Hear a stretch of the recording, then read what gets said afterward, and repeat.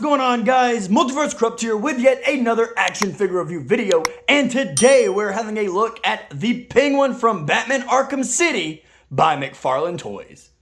As always, guys, starting off this video, we're having a look at the Mcfarlane DC Multiverse packaging, and it is, of course, the black, white, and blue with the open face window, seeing the Penguin and Solomon Grundy's Build-A-Figure pieces inside, DC Multiverse, and the Penguin's name down here at the bottom. Flipping over here to the side, guys, we do see that it says the Penguin from Batman Arkham City, and then, of course, flipping over to the back, we do see the Solomon Grundy Build-A-Figure image, and it is number 4 of the wave. Comes with his jacket and, of course, his head sculpt with the other figures in the wave down here at the bottom. Flipping over here to the side, guys, not really much going on other than DC Multiverse and the Penguin's name right here. Nothing really going on at the top, and then down here at the bottom is the barcode for you barcode guys. With all that said, let's go ahead and rip the Penguin out of the package. The Penguin is an eccentric criminal mastermind known for his shady business dealings. Born into the wealthy Cobblepot family, Oswald was sent overseas for school as a boy. When his family hit hard times, Cobblepot immersed himself in a criminal education on the streets of London. Years later, he re-emerged as the Penguin, a black market arms dealer in Gotham City, facilitating the illegal financial activities that fund much of the city's underworld.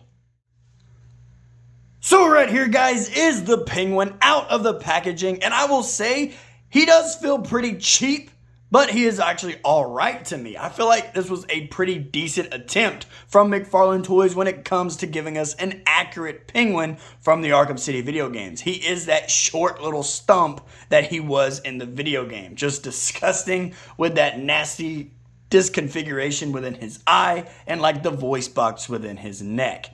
But I will say that they did a fairly good job at creating this figure as a whole. With all that said, though, guys, let's go ahead and take Oswald off of the rotating turntable and take a closer look at the accessories that he comes with.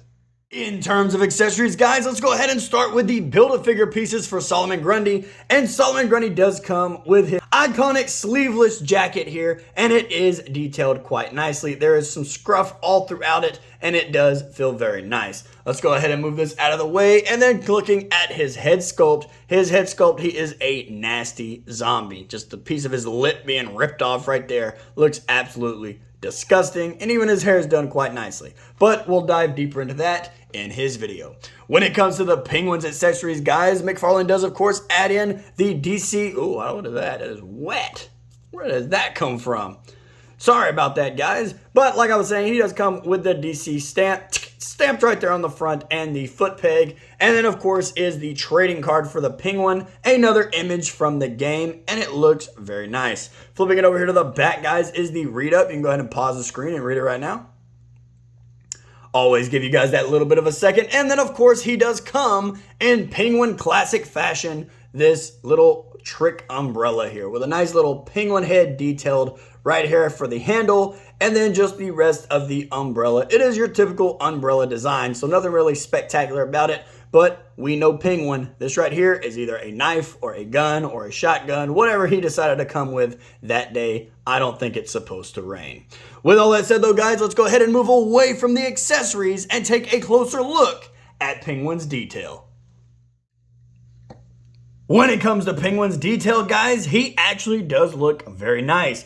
Go ahead and just kind of look at his head sculpt first, and with his hat. His hat is not removable. It is sculpted onto him, but it does look nice in classic top hat form for the Penguin.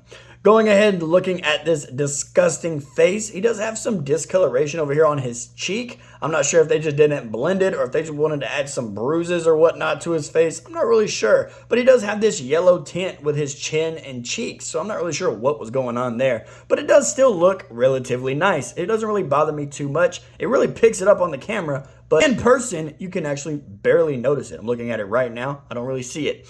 When it comes to his little eyeglass here, the little glass bottle that's just shoved into his face, I do kind of wish that they made it just kind of see-through so that way we can see his eye, because in the video game, we can still see his eye. It's just magnified. I'm not saying it had to be magnified, but it would have been interesting just to still see his eye within it. He does, of course, have some disgusting teeth, and he does have his little voice speaker box down there as well. I'm not really sure like what happened on that part of the story, but I just remember in the game, if you go and look at the Joker stories and Penguin stories, it tells you that the Joker shoved this bottle in his eye, or someone who's affiliated with the Joker.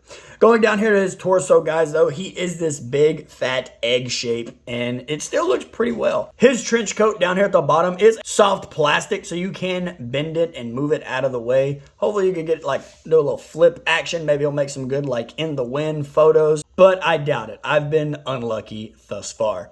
Going back up to his little fur collar here, they did a fairly decent job with it. It is actually kind of scratchy. So I'm not saying it's going to cut you, but it is kind of like an annoying feeling. I don't like this feeling for some reason. There's just something about it. But I also do love that across these shoulders here, you can see that they did add in a design for the coat, and it's not just this leathery feel. With all that said though, guys, let's go ahead and move away from the detail and get into some size, articulation, and size them up to some other figures. Now, when it comes to how tall this figure stands, guys, the Penguin does stand at about to the top of the top hat, about 6.5 inches, but if you just want to go based off of his head, use a little bit of an x-ray vision here, he stands at about the 6 inches mark. So he is a decent size when it comes to the 7-inch scale, which we will see when we get to the size comparison. When it comes to the articulation, guys, let's go ahead and take the Penguin off of the base here and move him closer to the camera. When it comes to his head articulation, his head doesn't really look up at all. It kind of just ripped his head off there, huh? And there goes the Penguin in a deceased fashion. But like I was saying, guys, he doesn't really look up at all thanks to his little ruffles back here on his trench coat. But he does look down, and he actually gets some surprisingly good head tilt in there as well. When it comes to rotating his head all the way, his head does get blocked by this fur coat as well. So there's really no head articulation. Going over here to his arms now, guys, his arms do go out about that far. They do rotate all the way around, and he does, of course, have bicep swivel, although mine is a little tight. And he does, of course, have double hinged elbows as well. He's kind of lacking a forearm, don't you think so? Going down here to his wrist now, guys, he does have that hinge and peg, but you only get so much. Once again, thanks to the fur on his fur coat, it does kind of get in the way, especially going up, but going down seems to be no problem. When it comes to his ab crunch, guys, he actually kind of does have an ab crunch. It's more like of a waist crunch, but he can actually articulate forward, which is actually a lot more than what we get from other figures who actually have an ab crunch. So I was actually shocked about that. And he does also rotate all the way around when it comes to his waist. His legs, of course, though, guys, they do kick out about that far, and they kick back about that far. He does, of course, have single hinge knees instead of the double, so a little shock there, something just a little bit different. I do think that they could have squeezed in some double hinge, but I guess they didn't want to mess up the trench coat. And when it comes to his ankle articulation, guys, his ankles go down only about that far. They go up, not at all. He does, of course, have toe articulation. And when it comes to ankle pivot, it is just simply not there. So we get just a little bit less when it comes to the articulation with the Penguin, but I'm still not mad. I mean, I don't really see him as an athletic person, so I'm not bummed out by it at all. It kind of makes sense.